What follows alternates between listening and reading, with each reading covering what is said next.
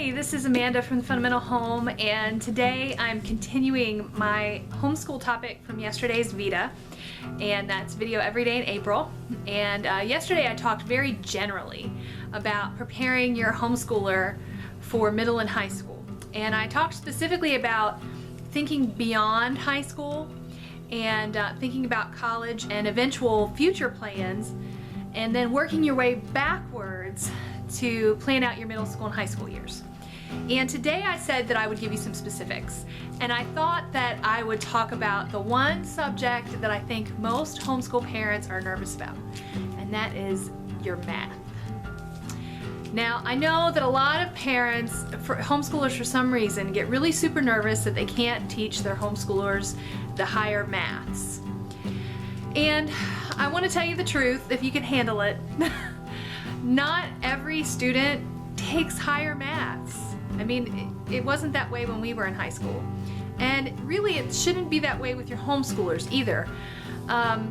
Even though the curriculum goes in order, and if you go through the order, every student will get through, trigonometry or calculus, depending on what book you're going with or what curriculum you're going with. But it doesn't have to work out like that. One thing that I mentioned is that we homeschool our children for 3 years, but they do take 4 maths. Their high school is 3 years, but it's 4 maths. One of those maths is a business math. The other 3 maths are actual math, like we do Algebra 1, Algebra 2, and Geometry. And we don't go any higher than that. Now, my oldest son is the one of my children who has a real interest in mathematics and chose to purchase some mathematic books for calculus and trigonometry. He purchased those on his own and studied them on his own time. But that was after I'd already graduated him. And he still would like to study mathematics in college when he's done with his degrees. He's going to take those classes for fun. But did I feel the need to teach him those in our homeschool? No, it wasn't necessary. And I will tell you too that Brian was a National Merit Scholar commended student. He got really high scores on his SATs. I can't quote them for you, but he got really high scores that helped him to get scholarships. And the reason why that worked out, I think, was because we focused on making sure that those quote-unquote lower level maths, which I don't know what world we live in where Algebra 2 and Geometry is all of a sudden considered a lower level math, but we focused on making sure those maths were understood completely. Now, at the time that Brian was planning on taking the PSAT and the SAT, he took them in the same year, I looked to see what was on the actual tests because I hadn't taken them in quite a long time, and I wanted to make sure that I was preparing him in the right way. And what we found out was that, I can't remember which test it was, by all means, you should look this information up. But at the time, and it's been about 5 years now, 70% of the math portion of one of those tests, I want to say it was the SAT, was Algebra 1. And I think a lot of times homeschool parents are so eager to push their children to the even higher maths that they neglect to pay attention to those quote-unquote lower maths. I hate calling them lower maths, but your Algebra 1, your Algebra 2, and Geometry. So what they feel that they have to do is they feel that they have to get their children to trig, otherwise they can't take their SATs. But that doesn't actually help them because there's such a small portion of the SATs and the PSATs that are those higher level maths that if you push through the Algebra 1, Algebra 2 to get to those higher level maths and your children really don't have a firm enough foundation in those basics, it's actually going to impact their score negatively.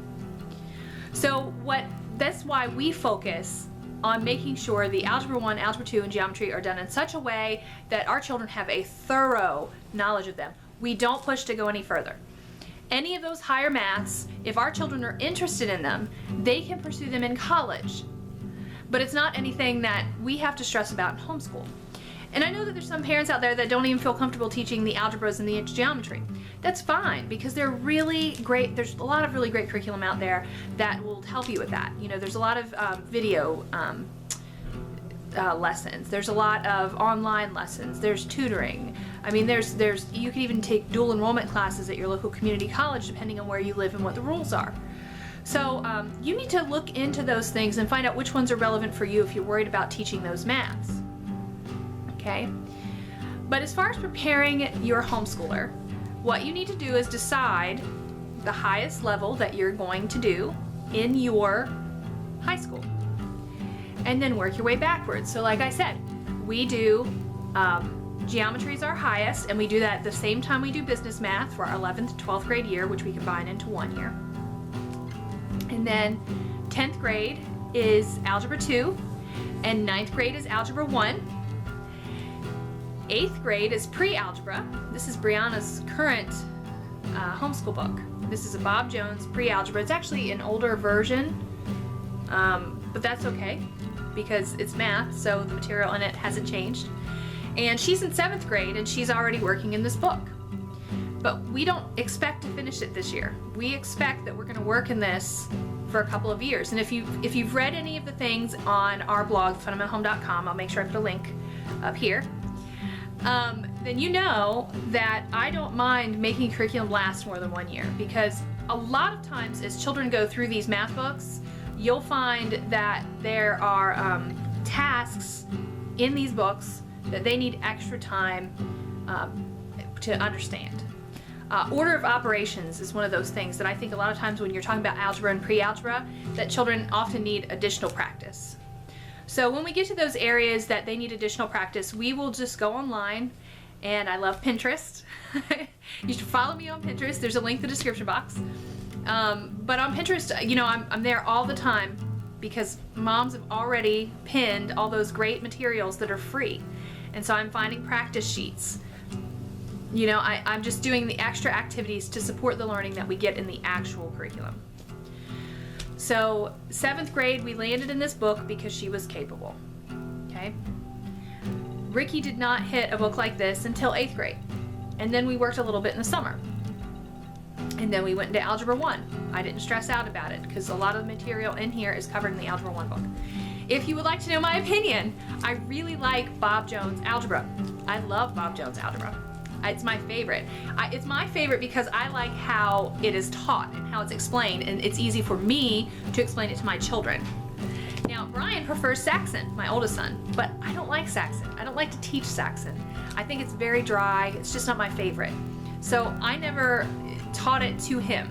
You know, if he wanted to do Saxon, he had to do that on his own. And sometimes he did it for fun, but when we did books, we usually did Bob Jones or Rebecca. I think they're thorough. I think they're easy. They're not complicated. They offer video program and online program if you need it.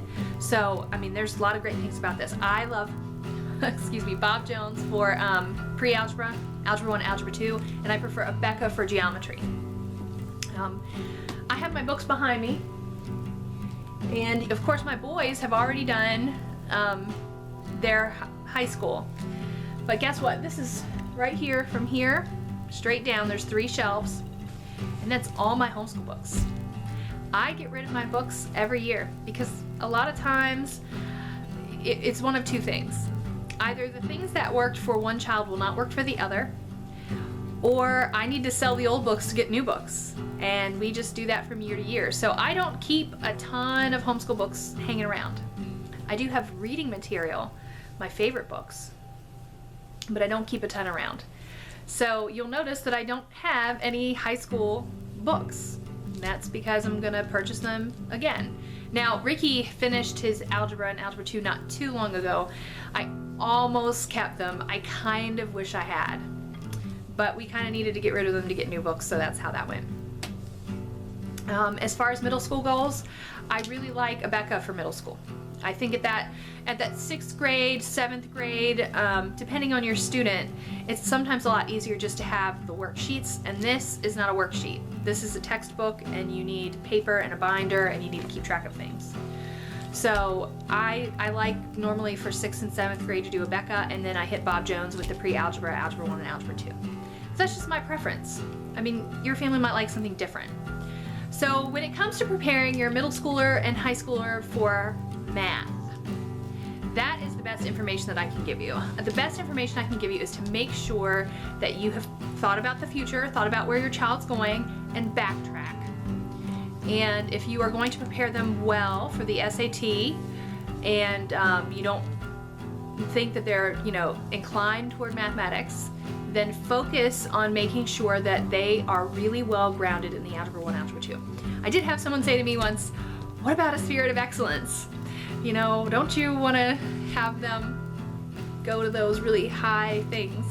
I do, if that's something that they're interested in. If I had had a child who was super interested in it and ended up getting it to it earlier even than Brian, then that would have been fine. But I think that the way that it worked out really well for us, and I think Brian was better off learning his upper maths at the college, and he did take some upper maths at the college. He enjoyed it. So again, just my opinion, just sharing what we did. I think it was successful. I want to encourage moms not to feel the pressure that they have to, figure out calculus before their homeschooler gets to high school. You don't. You really don't. Send them to college for that. You don't have to teach that.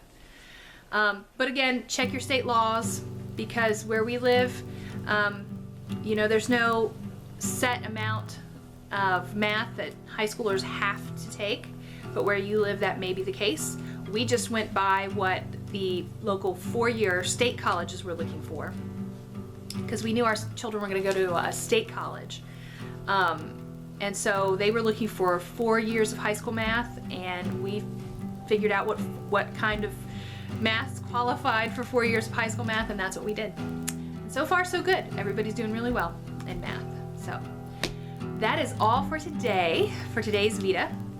And I'm going to not do anything homeschool tomorrow, but I keep getting homeschool questions, and you keep sending them to me. Somebody wanted to know more about how we prepared our children for college, and I definitely want to talk to you about CLEP exams. Those are important too.